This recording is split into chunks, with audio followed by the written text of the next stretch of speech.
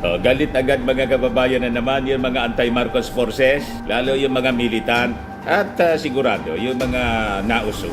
Ganon din ang magiging reaksyon nito kasi nagpalabas po ng memorandum yung Palasyo Malacanang na ipinag-uutos sa lahat ng mga government agencies, instrumentalities, pati sa mga eskwelahan na kailangang awitin po, i-recite yung bagong Pilipinas hymn tulad ng panahon ng kanyang tatay, yung ang bagong lipunan hymn, yun din ngayon. Ang sabi ng mga anti-Marcos, lalo yung mga militant congressmen, reminiscent yan.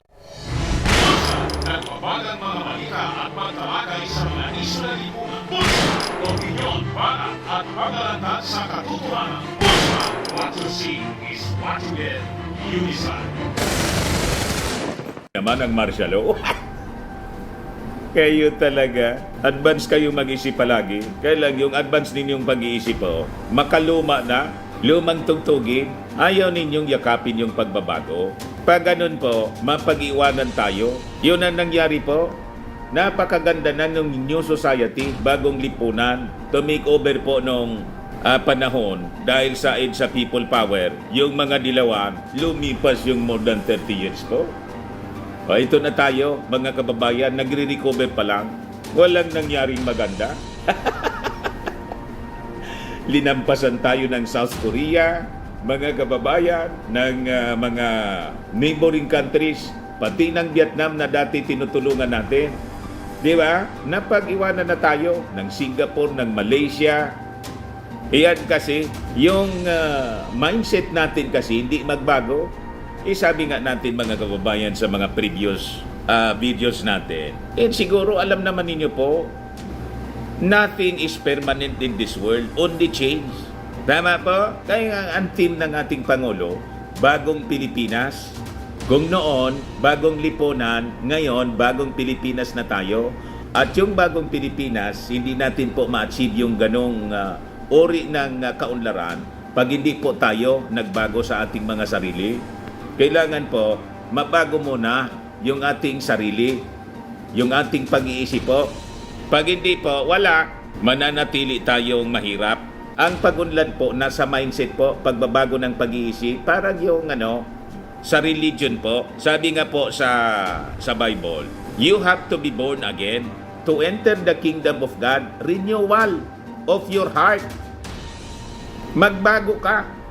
Pag hindi po, the old self natin, bawal yon sa langit po. Kaya sabi po sa Bible, unless ye be born again, you cannot enter the kingdom of God. In like manner dito, kung hindi tayo magbabago ng ating pag-iisip, ng ating mga gawain, hindi natin yakapin yung pagbabago patungo sa kaunlaran, hindi tayo unlad yan.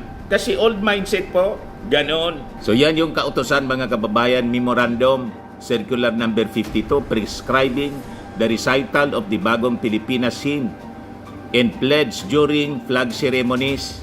Ang aim nito mga kababayan is to instill the But before ko mga kababayan ibigay sa inyo yung mga balitang yan, yung detalye na mga balitang yan, click subscribe muna dito sa ating YouTube channel and hit the notification bell po para lagi po kayong updated sa mga kaganapan dito sa ating bansa.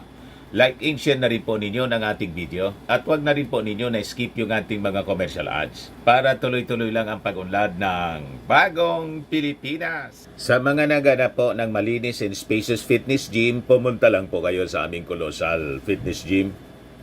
We also offer Grab Car Rental with our brand new 2023 model ng Toyota Innova.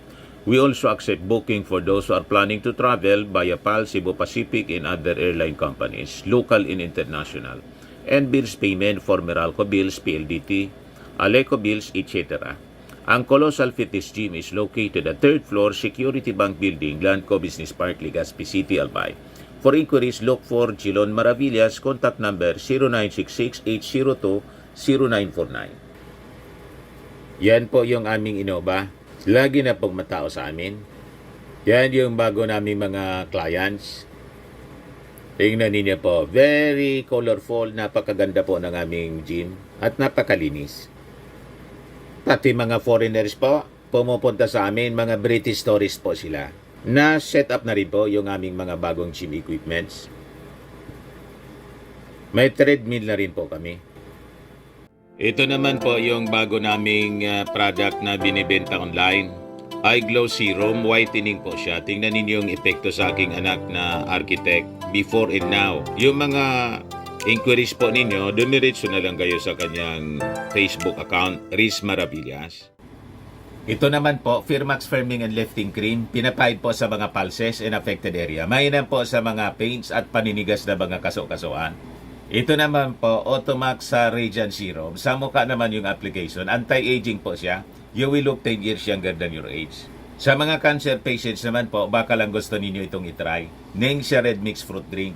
Hindi man po siya gamot, food supplement siya. Kaya lang, gawa siya sa goji berry. Yung goji berry may anti-cancer properties. O ngayon, yung mga inquiries ninyo, dumiretso na lang kayo sa aming messages sa Facebook para masagot namin agad. Ayos pa? Ayos na niya, Mr. Maravillas. Principles of Bagong Pilipinas among government workers, sabi ng Palasyo Malacanang. So yan po yung kautosan sa lahat ng government agencies, mga eskwelahan, para sa pag-recite ng Bagong Pilipinas hymn at yung pledge in flag ceremonies. Kontra agad po si ACT Party List Representative Franz Castro, Bagong Pilipinas hymn, pledge, order reminiscent of martial law. Kaya hindi kayo umasinso? Rebellious palagi po. Sa Bible po, ang rebellion bawal. Yan po, sabi dyan, no? 1 Samuel chapter 15, verse 23. For rebellion is as the sin of witchcraft, in stubbornness, yung tigas ng ulo, is as iniquity in idolatry. Because you have rejected the word of the Lord, He also has rejected you from being king. Sabi naman ni King Solomon sa Proverbs 17 verse 11, an evil man seeks only rebellion. Yung mga ayaw sumunod po sa batas, ayaw sumunod sa gobyerno. Ang tawag po sa Bible ng ayaw sumunod sa gobyerno sa mga kautusan ng namumuno po, evil man. Hindi ako may sabi niyan, si King Solomon na nagsabi niyan. An evil man seeks only rebellion, therefore a cruel messenger will be sent against him. Kaya tingnan ninyo yung mga nagrebelde dito sa atin. Di ba inabot po ng kamalasan? Yung iba napatay. Kasi nga po, bawal sa Bible ang rebellion. Ang utos ng Bible po, magpasakop. Pasakop daw tayo sa gobyerno. Let every soul be subject unto higher powers. Ang Pangulo po is a higher power. For there is no power but of God. The powers that be, sabi sa Romans, is ordained by God. Whosoever resisted the power, resisted the ordinance of God. So yung kautosan lang ng ating Panginoon mismo, yun ang nire-resist mo. Yan ang ibig sabihin noon. Ayan pa, Hebrews chapter 3 verse 8, do not harden your hearts as in the rebellion, in the day of trial, in the wilderness. Bawal po sa Bible ang kontra kayo sa gobyerno. Pasakop kayo. Kaya dapat yung nire-recite natin po. Di ba yung elementary tayo, Panatang Makabayan. Napakaganda yon mga kababayan. Susundin ko ang lahat ng alituntunin ng aking paaralan bilang isang mamamayang masunurin sa batas. Di ba napakaganda? Ganon din dito sa Bagong Pilipinas para makamit natin yung pagbabago. So anong problema ninyo? So sabi dyan, for this purpose, the heads of all national government agencies and instrumentality shall ensure that the Bagong Pilipinas hymn and pledge which are annexed to the circular are properly disseminated within their respective institutions and offices, sabi po ni Executive Secretary Lucas Bersamin. Malacanang said that Bagong Pilipinas is characterized by a principled, accountable, and dependable government reinforced by unified institutions of society. It envisions to empower Filipinos to support and participate in all government efforts in an all-inclusive plan towards deep and fundamental social and economic transformation in all sectors of society and government. So ano nga problema ninyo na para ma-achieve natin yung kaunlaran, kailangan tulong-tulong po tayo. Hindi yung kami lang. Tama? Kami lang yung magtrabaho tapos yung pakinabang kasama kayo. Hindi naman po pwede ang ganon. Dapat tulong-tulong tayo. So ito po yung Memorandum Circular number 52. By authority of the President, Lucas Bersamin, Executive Secretary, certified true copy. Ayan, legit po siya, mga kababayan, kahit walang butas. Hindi man niyo makalimutan yung butas. Iyon ang sabi ni Bato, legitan niya yan. Authentic. Yung watch list ng druga. Dahil sa butas, legit. Ito po, walang butas, pero legit. Pirmado Certified true copy. Ano naman ang problema dito sa bagong Pilipinas SIM? Napakaganda naman panahon na ng pagbabago dahil sa ito ay kinakailangan. Tama, tayo na magtulong-tulong na paunlarin ang mahal nating bayan. Panahon na ng pagbabago dahil sa ito ay kinakailangan. Tayo na magtulong-tulong na paunlarin ang paunlarin ang mahal nating bayan. So anong masama doon? Napakaganda ng lyrics ng kanta. Sabihin ninyo, indoctrination. Tama. Indoctrination nga. Dapat ma-indoctrinize tayo. Ma-indoctrinate. Pag hindi mo mayayakap yung pagbabago. Kailangang isapuso natin ang pagbabago. Total transformation po. Total change. Ano sabi diyan? Tayo na magtulong-tulong na paunlarin ang mahal nating bayan. Panahon na ng pagbabago dahil sa ito ay kinakailangan. Tayo na magtulong-tulong na paunlarin ang mahal nating bayan. Inulit lang niya Mr. Maravillas. Ganon talaga ang kanta. Paulit-ulit dapat. Ito pa. Panahon na ng pagbabago at iayos ang mga dapat ayusin. Dapat lang maging tungkulin ng bawat mamamayan dito sa atin. O di ba? Tungkulin natin po bilang isang mabuting mamamayan. Tumulong ka, hindi yung nakanganga ka lang. Ang problema sa iba, tulad ng nausog, hindi na nakatulong po, namirwisyo pa. Di ba? Hindi na kayo nakatulong. Manahimik na lang sana kayo. Ayun ang panawagan natin kay Maudig sa kampo niya. Tapos na yung panahon ninyo, manahimik na kayo. Mag-ingay kayo pag malapit na yung eleksyon during the campaign. Di walang problema, ilatag ninyo kung ano yung gusto ninyong mangyari. Pero ngayon po, panahon ito ng Marcos, irespeto natin, suportahan natin. Iyan ang dapat na mabuting mamamayang Pilipino. So dapat maging tungkulin ng bawat mamamayan dito sa atin. Ano pa sabi diyan? Gawin ang pagbabago patungo sa pag-asenso, magsikap na mabuti at nang guminhawa tayo.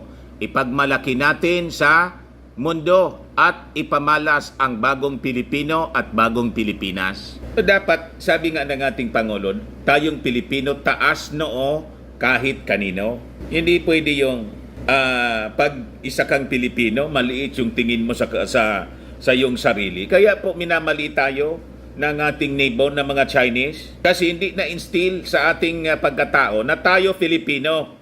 Huwag tayong pasisindak sa mga dayuhan. Lahi tayo nila lapo-lapo. Ipaglaban yung ating karapatan, hindi yung pasakop sa mga Chinese. Tama po? Dapat yun ang mindset natin para hindi tayo inaapi. Lagi tayong talunan ng mindset natin. Talo tayo dyan sa China. Bakit po yung Israel, napakaliit na bansa, tumatayo sa buong mundo. Kami ang Israel. Hindi kami ninyo kayang sindakin. Kahit bilyon-bilyon kayong mga enemies namin. The Arabs, the Muslim, the Communists. Kita ninyong Israel. Tularan po natin ang Israel. Manindigan. Mindset po ni David. Kaya ang symbol po nila, flag of David po. Ang national flag symbol nila. Na yung Star of David. Kasi David in Goliath. Dapat ganun din tayo. David tayo, Goliath yung mga nakapaligid sa atin. Huwag tayong pasisindak. Naintindihan ninyo? Kaya tayo inaapi-api rito. Kasi yung mindset tayo na wala tayong magagawa kasi mahirap tayo. Anong klaseng pag-iisip yan? Pag mahirap siya, mahirap ka, mag-dream ka para umasenso sa buhay, hindi yung lagi kang kawawa. Tama po yung ating mga sinasabi, mga kababayan? Para niya, Mr. Maravillas, galit ka. Hindi po, emphasis man lang. Kaya nakita ninyo yung ating Pangulong Bongbong Marcos, tumayo doon, mga kababayan, hindi nagpasindak doon sa sa Shangri-La Dialogue. Kini-question yan siya ng Chinese general, sinupalpal niya. Ganon ang isang leader, mga kababayan, hindi niya nagpapasindak dahil sa mayaman, malaki yung China, malakas sila, sisindakin tayo. Hindi pwede po. Tumayo yung ating Pangulong Bongbong Marcos. Sabi niya sa kanyang speech doon, Filipinos do not yield. Ganon. Sa manlulupig, di pa tayo po pasisiil.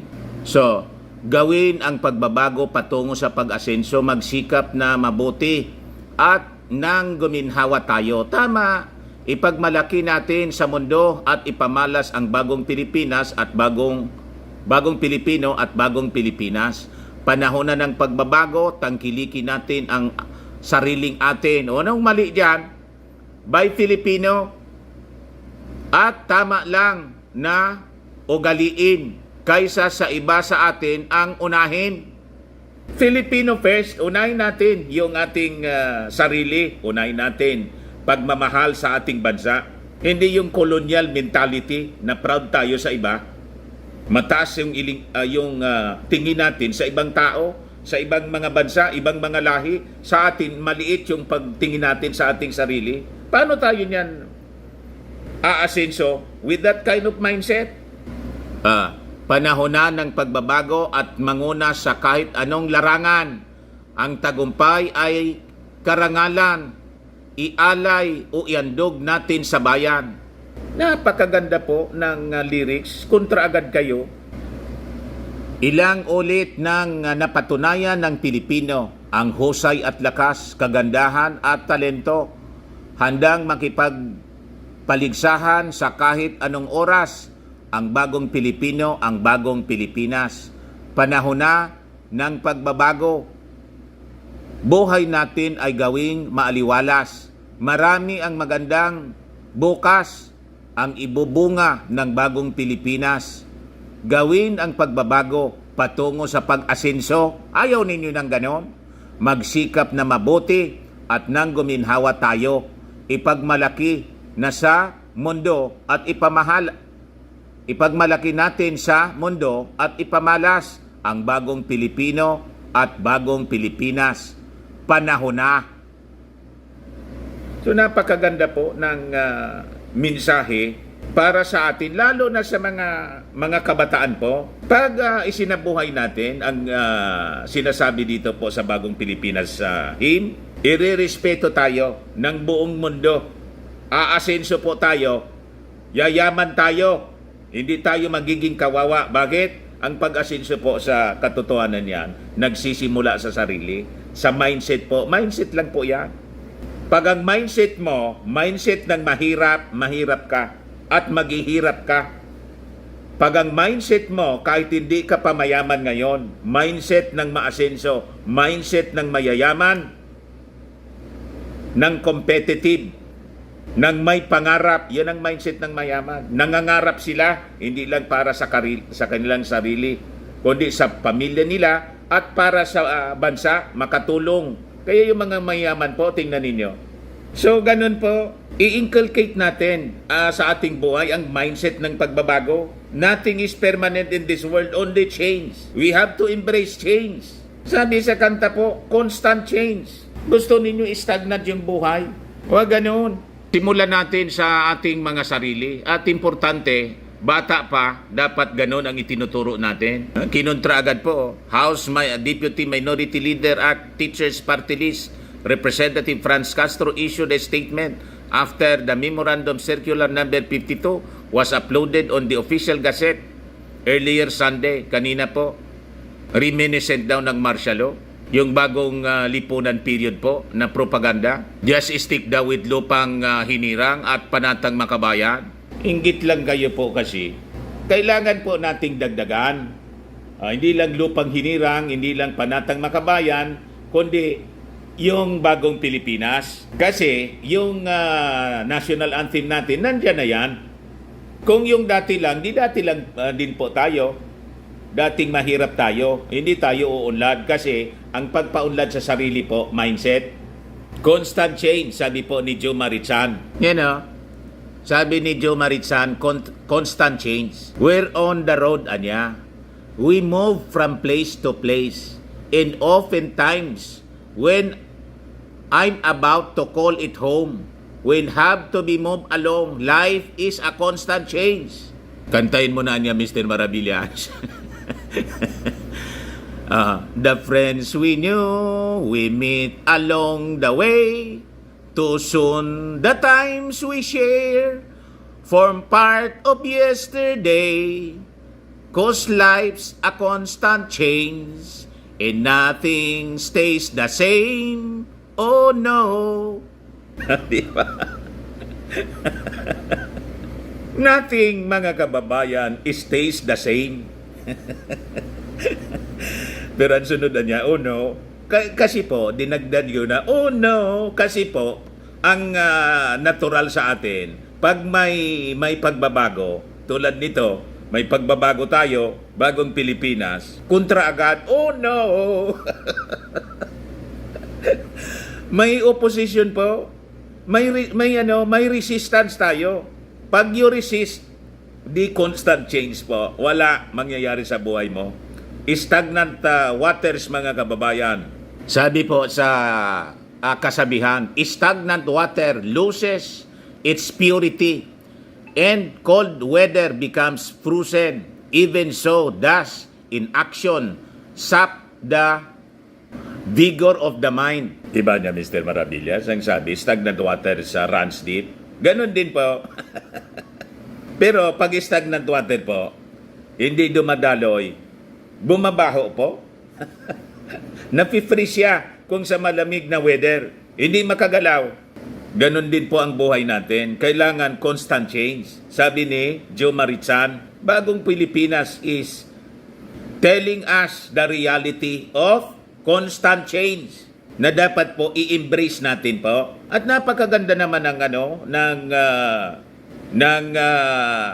kanta na bagong Pilipinas po. Yan o. Hindi ninyo ma-appreciate po. Oh, panahon na ng pagbabago. O, di ba? Tayo na magtulong-tulong. Napaunlarin ang mahal nating bayan. O, di ba? Panahon na ng pagbabago. At iayos ang mga dapat ayusin. Dapat lang maging tungkulin ng bawat mamayan dito sa atin. Madali mo na niya, Mr. Maravillas, ma-memorize. So, yung sikap ng mabuti at ng guminhawa tayo pagmalaki natin sa mundo. Bagong Pilipinas. O, di ba? Nang pagbabago. I-memorize na po ninyo. Napakaganda. Naugaliin. Basta atin ang unahin. Dapat unahin natin yung atin, mga kababayan. Panahon na ng pagbabago. Sintonado ka niya, Mr. Maravillas. Hindi bali sintonado, basta maisa puso natin kung ano ang sinasabi ng bagong Pilipinas hymn. Tama? O, di ba? Kagandahan at talento. Handang makipagpaligsahan kahit anong oras ang bagong Pilipino at bagong Pilipinas. Napakaganda, mga kababayan. Panahon na ng pagbabago. Buhay natin ay gawing maaliwalas. Marami ang magandang bukas. Ang ibubunga ng bagong Pilipinas. Panahon na Ayos? Ayan po mga kababayan, magpasako po tayo. Huwag tayong rebelyos.